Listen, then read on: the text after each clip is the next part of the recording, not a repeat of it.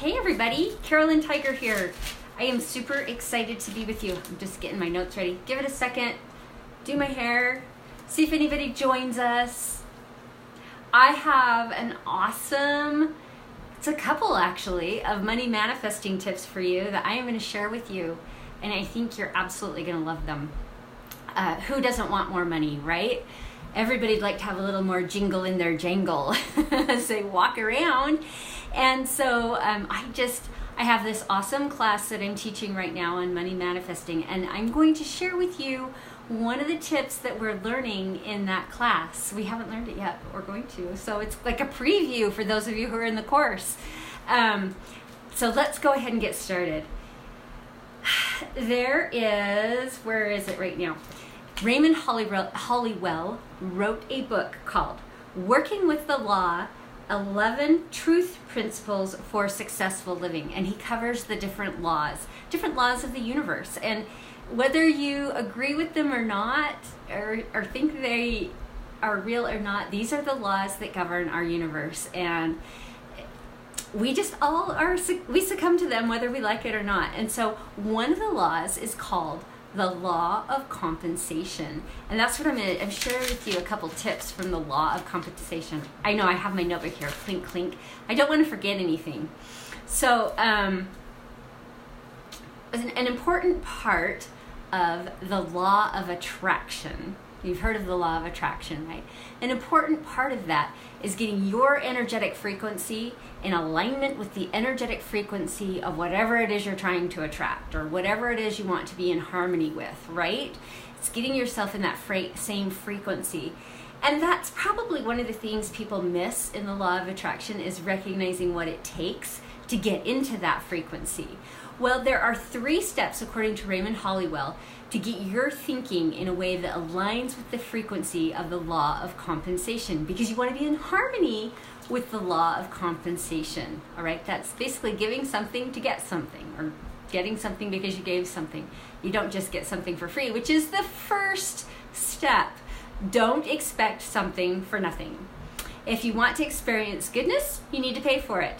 You must participate in earning and giving. So the first step to getting in harmony, getting in that energetic frequency of the law of compensation, is that recognition that you don't get something for nothing. That's not right.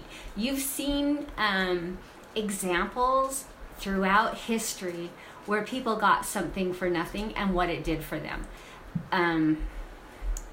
You might even use the lottery as an example. How often does someone win the lottery? You hear these stories. People win the big lottery and then they lose it all. It's because they didn't really give anything to get that. And so it's not in harmony with the law. Number 2, stop thinking cheap. Cheap is brings contractive energy instead of expansive. And so thinking cheap, it's not the same as value. Value has a very expansive energy to it. And so you need to be thinking value. Is this a good value for the price, right? Don't expect to always find a bargain, because you will be setting up the energy that you have to have a bargain. I can't purchase unless it's a bargain. And that's a contractive energy. Now, that doesn't say you don't go out hoping you're going to get a bargain or grateful that you got a bargain. But recognizing that, it's that going back to the first law, right? Or the first step is don't expect something for nothing. Why would I expect to pay $3 for a $400 item, right? That's cheapening things. It's not being a good steward. So, great to get a bargain when it's the right thing, but recognizing that I want to give good value for what I'm getting. So think value, not cheap. And number 3, this one is a big one. Appreciate paying your bills. How many of you sit down to pay your bills? I don't know how many of us use checks anymore. Mine are all like automatic transactions and whatnot, but you just go online and pay your bill. And do you ever begrudge that a little bit? Like, I can't believe I have to pay this much, or I hate parting with this money. That's a very contractive energy.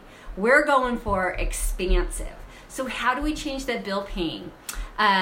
Be grateful for the service provided, whatever it was. I'm thankful for my internet service. I'm thankful for the electricity that I had in my home so I could do everything I wanted and be warm or cold or whatever I needed it to be, for the gas bill so that I could have hot water. I mean, whatever it is, be grateful for the service that was provided or the item that you got for that. And then also be thankful for the money that you have to pay that bill. Wow! Oh, my bill was $300 this month for my electricity, and voila, I've got $300 in my account. This rocks. This is a great thing. I'm very grateful for all of this. Changing that to an expansive energy rather than a contractive energy. This appreciation, it increases your flow. It absolutely increases your flow.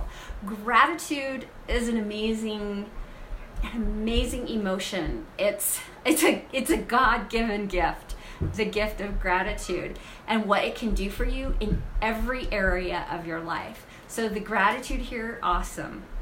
There was a story of a man who had an urgent need. He really needed $1,000, and all he had was $10 to his name.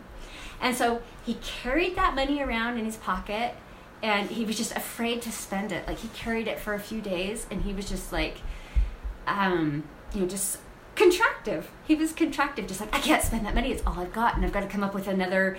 I've got $10, so I've got to come up with $990 more because I've got this $1,000 need. And then all of a sudden, it dawned on him how contractive he was being, how he was stopping the flow of money, stopping the flow of abundance toward him.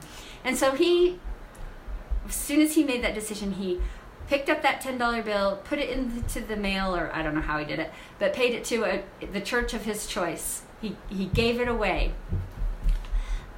That opened up the floodgates for him. That unstopped the flow, I guess you could say, pulled up the floodgate, allowed abundance to start flowing in. And guess what?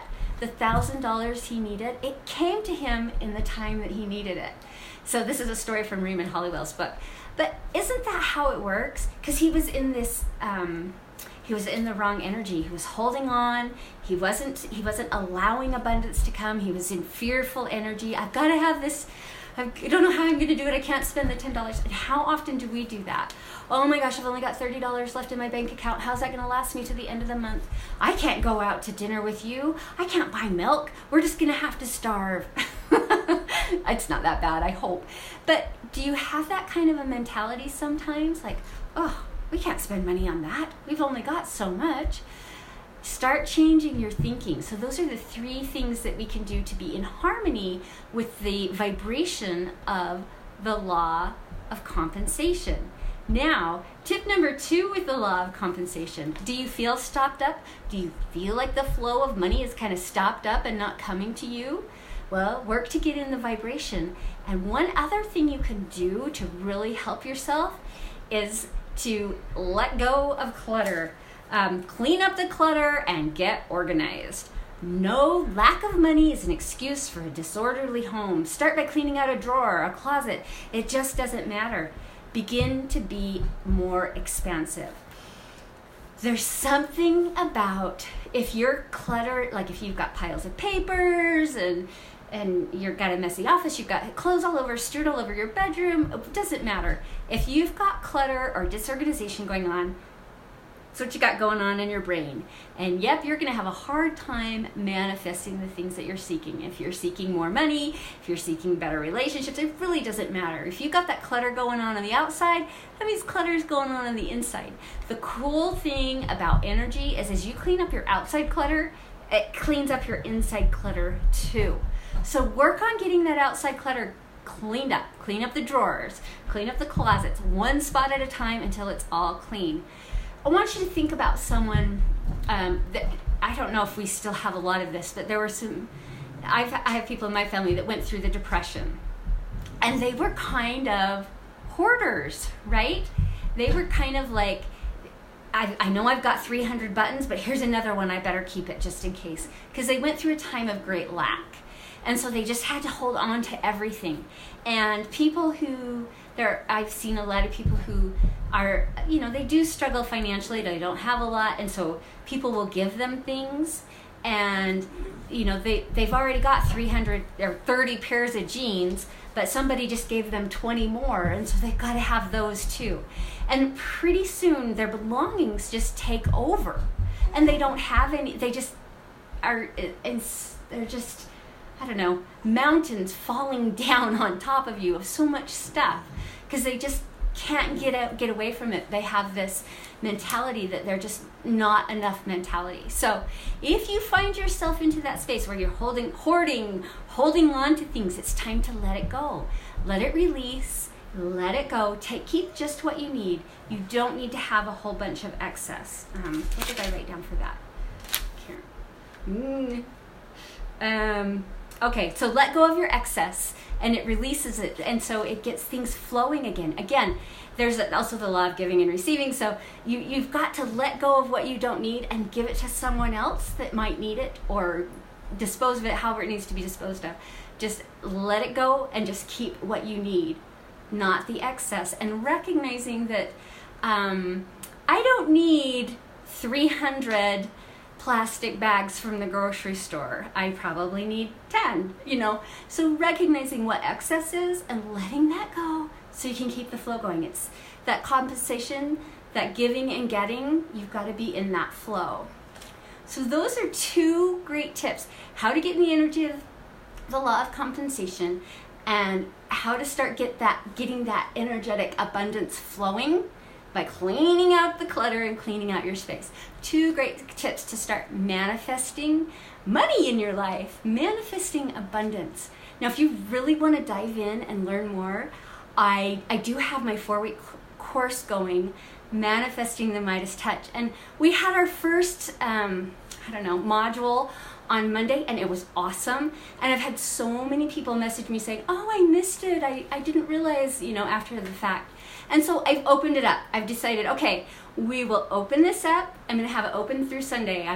And you can totally watch the replay, get all caught up, and be ready to join us on Monday. And, I know some people aren't available at noon on Mountain Times on Monday, so you don't actually have to join live, but you can if you want to. You can just participate through the replay if that works for you. So there's a replay link so you can watch all the videos, do all the homework. You have access to me if you have any questions through the 4-week course. So I invite you, if you really want to start manifesting and getting rid of those energetic blocks and learning all those fabulous skills so that you can have the life skills you need to start manifesting the financial abundance that you're seeking, join me. I'll put a link in the comments, and you only have till Sunday night. So get signed up and join me. You're going to love it. So thanks, everybody, and enjoy those tips.